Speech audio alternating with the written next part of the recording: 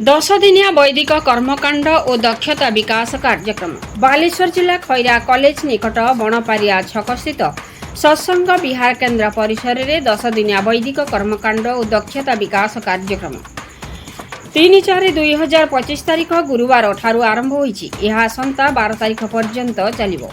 आज शुक्रवार द्वितीय दिवस कर्मशाला सभा सभापतित्व करथिले आंचलिक ब्राह्मण समिति खैरार सभापति जलधर मिश्र। उक्त कार्यक्रम प्रयोजक केंद्रीय संस्कृत विश्वविद्यालय दिल्ली, संयोजक सरस्वती विहार भद्रक एवं आयोजक थिले आंचलिक ब्राह्मण समिति खैरा बालेश्वर। प्रधान प्रशिक्षक द्वय यथा पंडित कृष्णचंद्र पत्री और अनामानंद दास उपस्थित पंडित मानक वैदिक कर्मकांड और दक्षता विकास उपरि शिक्षा प्रदान करथिले।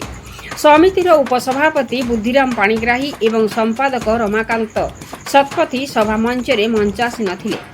पूजक भावे पंडित श्याम सुंदर पंडा को पूजा कार्य सहयोग करथिले।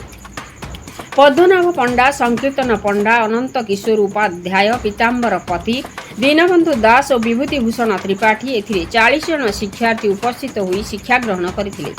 बालेश्वरु नरेंद्र प्रसाद बेहेरा रिपोर्ट, मसीहा न्यूज। आपण मसीहा न्यूज यूट्यूब चैनल को सब्सक्राइब कलेनि कि जदि करिनाहंती एबे करिनियंतु।